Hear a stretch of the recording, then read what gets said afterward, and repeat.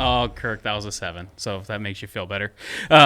So Robert and I, we were going to call her a day, but then we just started chatting again. And I was like, no, we have to record this topic. So we're both so full of hot air. You know? Yeah, something, that's for sure. And it was kind of talking about the world. I mean, hot button in the industry right now, biologicals. Absolutely. Gosh, I mean, talk about farming. Yeah. I mean, and we talk about, there's three parts, or the 3 circle model per se. You got the chemical, the biological, you got the physical, and there's so much focus on each one. And it seems like right now in the industry, I would say we're really focused on that biological. And maybe it's because that's the only podcast I listen to. And that could be on me. That could be 100% truth of the reason why I think we're so focused in on it, because that's all I listen to. So there's a chance that's true. Absolutely. And it's new. It's new. And there is a ton of venture capital money being dumped into that market. Yeah. Well, and I think it's something that doesn't need to happen. Yes. It's just, when does it fit? And if there's ways to adjust, or I should say, does it need to be this grown in a lab, or can I go to my most productive soil and create my own inoculum? Oh, we got to bring Zach here for this. Yeah, I know. We need to have Zach on this as well. But a good friend of mine runs a lab, Living Soil Compost Labs, out of South Dakota, Canton, South Dakota. And I was 100% chemical company trained agronomist out of major universities. Valent paid for my master's degree. Syngenta paid for my PhD. Monsanto used to drop off Suburbans at the farm, at our research farm, and they'd come with like 2 of them, and then our advisor would leave in 1. I mean, it happened. And I met Zach one day. We do what we call the Ag Associates. And once a year we get together and we brainstorm. And we talk about just crazy ideas. Your first time's free. You can come, you don't have to talk. But the second time you have to present something to us that you think is crazy and fun. And we all discuss it, and it's fun. It gets heated. But I don't even know where Zach... I know where Zach came. Another story. But so me and Zach finally met up at this Ag Associates, and he's a soil microbiologist, Zach Wright. And he brought his microscope. It was nuts. We moved these around the country so that we can go to a farm, and we were visiting CNN Farms, Chuck O'Byrne out in Florida that year. And so we went there and we started looking at the biology in his soil. And it was nuts how I didn't realize what was growing in the soil. This was about 5 years ago. I fell in love. It opened up a rat hole. And Zach and I rode together probably for another 3 years in the field.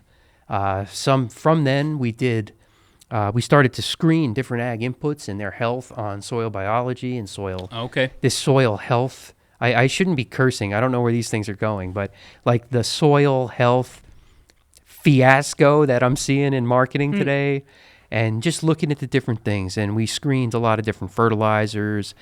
We screened water. We screened herbicides. We just did a nice study in Nebraska on different herbicide effects on soil health, whatever you want to call it. Anyway, but where was I even going with this? But I think the biggest thing is... biology is cool. Yeah, but biology is cool, and where should we make that fix? So I made the comment, is it in this jug? That's going to be the most successful pathway, or can you get your own inoculum? I get both perspectives. There's some people that says have 3 or 4 strains. Okay, get those numbers up, shoot it out there. There's other people have a shotgun approach. Then you have the other saying you can do that with your own soil with like a Johnson Sioux compost. Okay, I love Johnson Sioux compost. There's a lot of potential answers. I think also it comes down to is how much effort do you want to put into it? Okay, exactly. And it's easy for me. I'm a traveling agronomist. My bad day is I have a flight delay or something, right? Yep. But yeah, farming's kind of nuts. And in the U.S., it's very few people farming very big acres. And I know, planting or harvest. It's not like, okay, we'll just take our time. We have 4 months to do this. You have to plant 5,000 acres, in the better part of a week. And so I can't just ask the farmer to take on a completely new project that's going to take time. Sometimes they don't have kids on the farm, or their kids don't want anything to do with dirt. It's like, I don't think so. And I mean, so I don't know. You're right. I can't. So if you wanted to make your own, you could make biology better than anything you could buy in any jug whatsoever. You could do it with very little money. Yes. The best ones are really free, and it just takes time. Yes. The application, another thing I learned, I was immediately, and that's why I think I'm going to be so good at this new soil health thing, because I was against it. So I came at it to disprove everything. Like, it was true scientific method that this is wrong until it's proven otherwise. Yep. But the best, the thing, I always thought it was, I needed 1,000 pounds of compost per acre.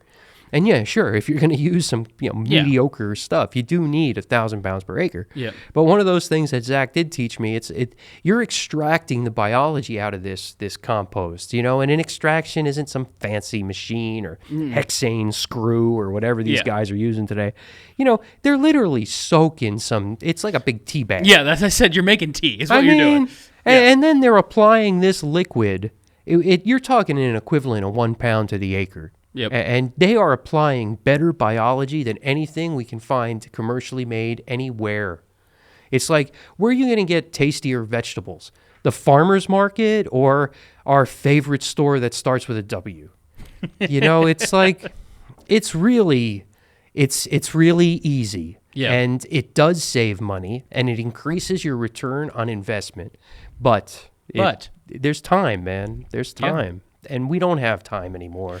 Well, and it's just there's only so much time in the day, and just choosing where your battles are.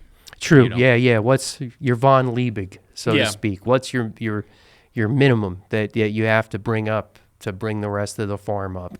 Yeah. And maybe it's one thing at a time or one generation at a time. Another thing that's really cool, I find, it depends on where I go. When I'm in Iowa, Illinois, in the I states, those guys are more like me. They're plant people. They grow corn, soybean. They're plant 100%. But when I get into the fringes of society and into Nebraska, Kansas, the Dakotas, even Texas, the best biology guys, they're cattlemen.